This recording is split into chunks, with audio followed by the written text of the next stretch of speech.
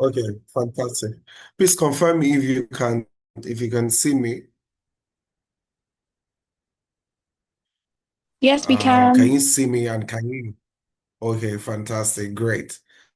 Great. So yes, we're going to be talking about workplace culture and how it shapes employee experience. The good thing, okay, again, thank you, Olajesu, for having me. The good that I'm very passionate about this, and that's because growing up or growing in my career, not growing up, growing in my career, I sort of have played in this particular, space for a while now. If you're very familiar in the human resource space, you understand that there are several value chains in HR. So we have recruitment and selection, we have learning and development, otherwise training, you have onboarding, employee relations, and performance management. You also understand that employee engagement is a critical part of human resources. And that's because there's no one that wants to stay in a place that they are not feeling themselves, where they are not happy. And this is why more than ever, employers are now paying attention to workplace culture. Many years ago, what you would just have is HR and admin, or maybe you have senior HR, VP HR, HR manager. But now, right now, you would notice that we're now beginning to delineate more. The employers are now beginning to, go granular, in some of these things. So you will now find out that we have something like, head of people and culture. You have something like employee engagement specialist. One of the places where I worked as the team lead for people and culture. And that's because the employer felt like there was a disconnect between, the people and the organization. So you sort of see how this plays out. Very, very interesting perspective, if you ask me. So today, what are we going to be talking about? We're going to be talking about, can you see hear me, please? Can you see me? Can you hear me? Yes, absolutely. We can hear you. Okay, fantastic. We're going to be talking about how, this workplace culture, how does it shape employees, experience, right? So there are two companies, yeah, and I want to tell a quick story. I remember when I started working in a company. They were fully remote, right? All they did, their job was an interior design company and they worked fully remote, right? And then I came on board, I noticed that the interaction wasn't really there. So so we spoke more on Slack. So you have people, who only respond when you chat them up on Slack, and that's just it. So I came up and I said, no, the employee engagement is low. How about we come together once in a week? And then we see how that goes. So obviously, when I did that, people were, hesitant about it. But so I told the creative director, the CEO then that look, people are hesitant about coming for so long. They've been doing remote, and then we want to bring them back because this was an agreement between me and the CEO, actually. And then, we said that, do you know what we're going to do? We're going to provide breakfast for everyone. So the first Monday when everybody came, we made breakfast available. So there was pancakes, there was Creole, there was hot dog, there was juice. I mean, and then people were like, on a Monday morning. And then everybody ate to their satisfaction. Before we even did anything, everybody ate and they were very fine. You know, I promise you, so I now told everyone that first Monday, let me be even honest. We said our resumption was 8 o'clock. People came 9, some people even came to 10. So I just said that, guys, you know what? We're going to be having breakfast next week, Monday again. I kid you not, I would usually, as head of HR, of course, I'm supposed to get there early. I promise you, I got there around 7:30-ish to put things in place. I met members of staff waiting for me. Why? Because yes, there was a culture shift, right? Something had actually shifted, right? You might just look at it that, oh, Shebi is just pancake. Shebi is just, what's that other one? Waffle, Mm. right? It's pancake. It's just waffle. And then, I mean, of course, they can afford it. But the fact that, it's free. And then they say, okay, we're having breakfast. And then we did it the second Monday. The third Monday again, we did it. By this time, everybody was locked in. We were excited about coming to work. Now, at some point, I told them we're having to stop this. But guess what? When we stopped it eventually, people did not grumble. Otherwise, so what we did was that we now made, biscuits available, made sweets available, and all that. But you can see that how I was able to make a shift from a remote culture to an hybrid culture. And that was because I prioritized the experience of my employees. It wasn't just about coming to work, right? It wasn't, and someone was like, in this place, they are all foodies. Yeah, yeah. These ones, they use food to sell them away. But no, no, that's not the point. It's the fact that you're prioritizing the experience of the employees. And that is what workplace culture is. Workplace culture is the invisible hand that shapes how employees feel, how they perform, and how they grow. How do they feel? How do they perform? And how they grow? It determines whether people are just coming to work because they know that this is where I'm earning my money. So it's better I just come to work, right? Or I'm to someone recently, not recently, long time ago, Simon Sinek. Simon Sinek wrote the book Start with Why, fantastic book. And then I listened to one of his interviews, and he said this. He said there's a difference between someone saying, I like my job, than I love my job. Now, I like my job is, 27th of the month. They don't delay pay. The bonus is good. So I like my job. It's great. I love my job is I love the people. I love the experience. I love how I feel when I go to work. Culture. We're talking about what are the things that can shape how employees feel and how they perform and grow, right? So let me define it quickly in simple terms. Workplace culture is the values, collective values and ways of working that defines, how things are done here. All right. How do we do things here? You remember social studies. What is culture? Culture is a total way of life. So in the same place, it is the way of life in the workplace. So how do we do things here? So when, remember in social studies, they taught us that in this Yoruba culture, you as a lady, you're meant to kneel down to greet your elders. As a male child, you're meant to prostrate. Do they still do that today? I don't even know. But those were the things that they taught us portraying wealth and elder. Imagine a Yoruba guy. I'm just using Yoruba for example now. You see your elder and then you want to stretch forth your hand, to greet your elder. I'm sure what are they going to tell you? I like leko. Oh, leko. That's the same way. It's the same way with having the workplace where if something is not done right, right, you can tell that this is not the culture in this place. And that is very, very important. Yeah. Right. So workplace culture is not just, posters on the wall. I attended an interview one time, and one of the questions they asked me was, how are you going to shape employee culture in the workplace? And then I gave them a roadmap. And then the ED, the executive director, said something like, oh, I'm really glad that you went granular because I don't just want to hear, oh, workplace culture. So everywhere in the organization, you are posting the values of the organization, teamwork, integrity, because that's what Excellent, people do. And then, yeah, excellence, excellent. excellence a responsibility. And then once you do that, you just sort of think, oh, we are, what's the word now? We are following culture. We have a culture here because they have posted, a poster up and I know it is that how are you going to integrate these values that you claim to be the values of the organization? How do you integrate it into the performance? How do you integrate it? So for instance, you're saying teamwork. It definitely means that people will not work in isolation.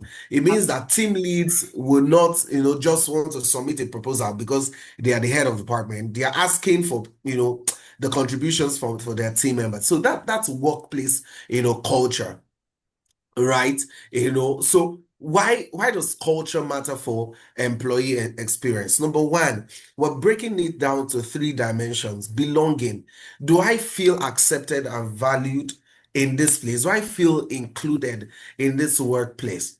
Right? Or do I just feel alone? I don't know how many of you have just felt in a workplace like everybody's just looking at you. You don't feel like you belong everywhere. Everyone already have their own, what do they call it, carcass, so you don't feel like you belong. When you have that kind of illustration, just know that the workplace is not right. Number two is growth. Do I see opportunities to learn and advance? If you're doing the same thing over and over again, there's a problem in that space. But if there's opportunity for you to transition into something else, then it means that you're doing something right. You're in the right space. I'm reading a book right now by Mary Buffett and David Clark, right? Mary Buffett is the daughter of Warren Buffett, the billionaire. Of course, we all know, Berkshire, that's Warren Buffett, Walmart, right? And then in the book, he talks about how you can spot the organizations that you want to work for, right? These are the things that will make you know that these are the organizations that you want to work for. And these are the things that will help you see that these are the organizations that you don't want to work for. And then I'm going to give an example now. If you're in the HR space, you probably know someone called Lara Yeko. Lara Yeko is on LinkedIn. She works in Boa. Now, a lot of people, HR professionals especially, follow Lara. Lara Yeko has been in the HR space in Boa for many, many years. Is it Boa or Flour Mills? Yeah, I think it's Boa. And then recently she talks about how she was made general manager for business transformation, right? So she transitioned from HR to another segment. Someone like that, they are preparing her for being a CEO. Yeah. Meaning that if you are going to be a CEO, you cannot just be stuck doing HR all your life. At some point, I've done HR now, 10 years. I mean, at some point, I'm going to pivot. I'm going to move into another branch of my career because I know that at the end of the day, I want to guess what? Fortunately, it's an unfortunate start. You remember when about Wigwe died, they needed to bring in someone to be the, acting MD. It was the head of HR, the group head of HR, that they made the acting MD. But guess what? It was because she has worked in other business units and she That's had experience. That's why she could function in that space. So why culture matters to employee experience? Do I see opportunities to learn and advance? Then well-being. Does the culture support my mental health, emotional and professional balance? And I have a mentee who is always complaining to me that she can't wait to leave a particular bank. She recently one day, our boss was in a meeting and then it was 11. The boss said, "Oh, guys, wait for me. We need to close out on something." And then it was 11 p.m. The boss was still in a meeting. And then they all decided that, look, we've been waiting here. I mean, we're still going to go. It's not like I have a car to drive. I'm still going to go back home and I'm still here. And then she decided, they decided to leave. And then the next day, it was raining fire and brimstone. The team lead was not going to have it with them. What kind of a people are you? You guys are irresponsible. You guys are daddy yada yada. And I mean, said a lot to them, right? And then they all felt, they all felt bad about it. That's not the kind of place where they don't care about your mental health. I'm not talking about Gen Z mental health now, because honestly, sometimes I get tired of it. Any small thing, you guys are not caring about my mental health, I mean, as HR, if you work with Gen Zs, you'll probably understand what I'm saying. I mean, every now and then it is my mental health, and that's okay, but these are three key dimensions that you want to look into. Your belonging, I belong here, then growth, are there opportunities for growth, and then well-being. So what are the types of workplace culture? Quickly, I'm just going to look at them. Number one, you have the toxic culture, which every one of us, we don't want there. Favoritism, high turnover. I mean, I worked in an organization where the person that brought me in, immediately I came into the company, the person resigned. I'm like, hey, Kilele Oluwagbawa. right? As I came into the company, the person resigned. I'm like, Azal now, right? So in my mind, I'm like, what's going on? Imagine you bring people in, and then as you are coming, the eye turnover. So you can know that there's something in that place, and there's a transactional culture where it's just salary. Employees don't want to engage in anything. They don't want to do Go over anything and at beyond. all. When Yeah. you said what? I said they don't want to go over and beyond. They don't want to work. No, No pressure. yeah, it's the transactional culture. When you say let's go for CSR, they're like, for what? Is it going to affect my salary? If it's not, I'm not showing up. When you say let's go for health work, for what? I can gym in my house. That's a transactional culture where it's just you just do the bare minimum. Let me earn my salary and let me go.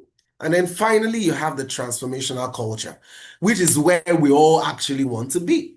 A place that really cares about, again, your mental health, a place that cares about your growth, a place where you feel belonged, right? I walked in a place where it was first name basis, right? It doesn't matter how old you are. And that's not even the point.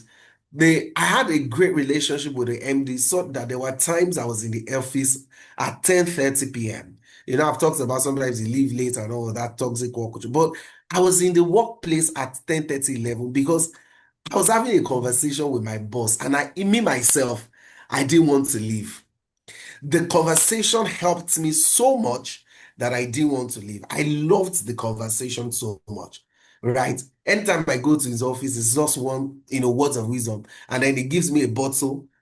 Now, when I say bottle, everybody's yeah, she is shining your face. It's a bottle of Martinelli's. Martinelli's is apple juice, so premium Eh. apple juice. No, you have to Yeah. explain to us. Don't worry, don't worry. It's fine. Yeah, he gave me a bottle of Martinelli's, and then we're chatting, we're having conversations, talking about different things. I mean, you enjoyed it.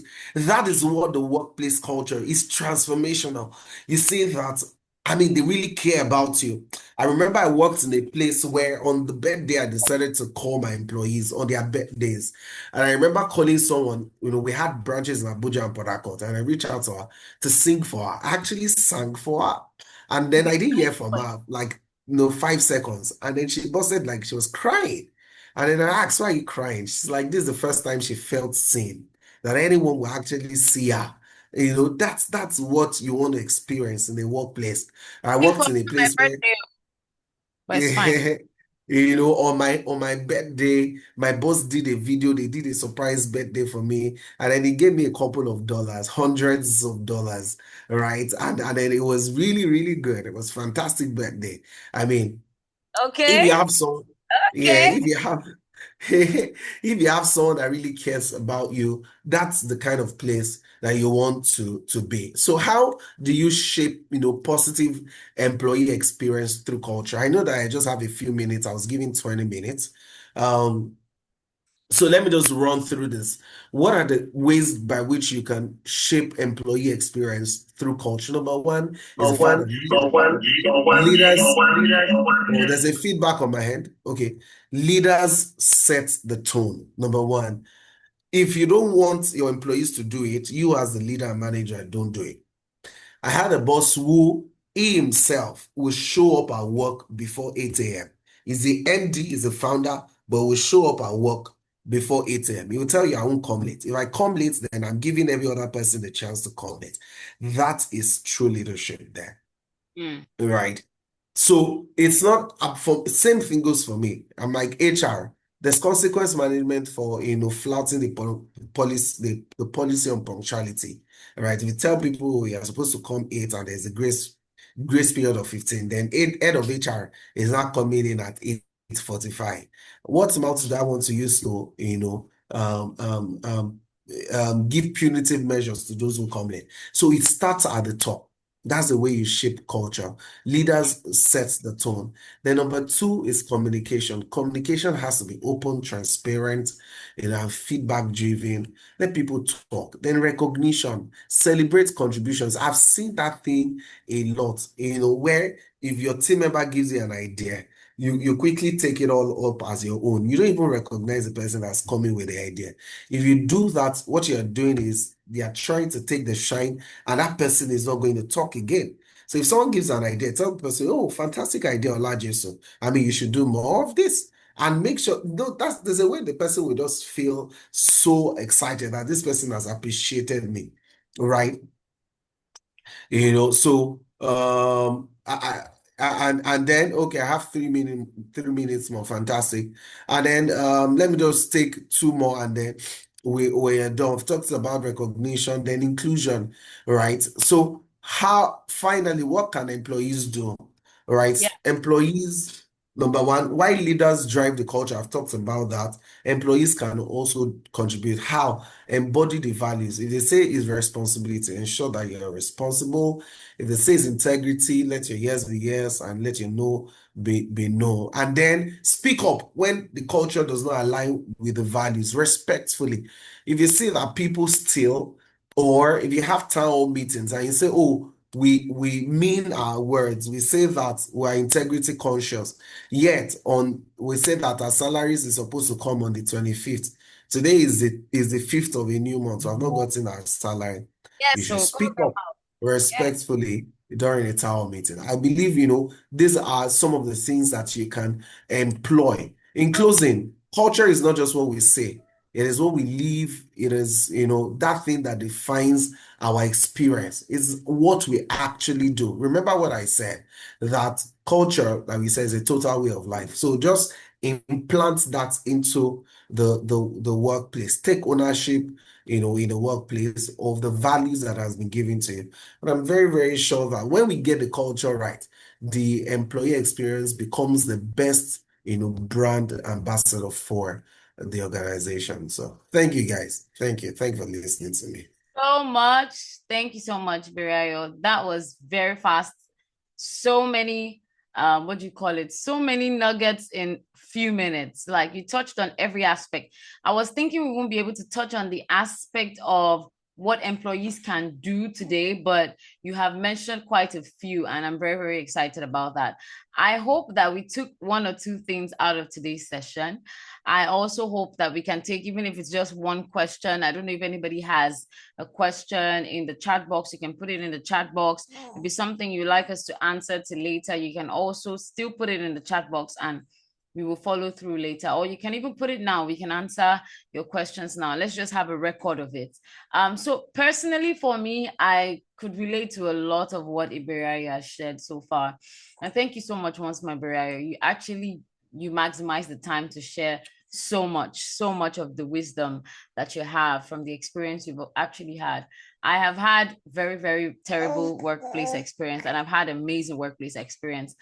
You shared about birthday earlier. I've been in an organization where my MD used to buy cake for every staff member with drinks.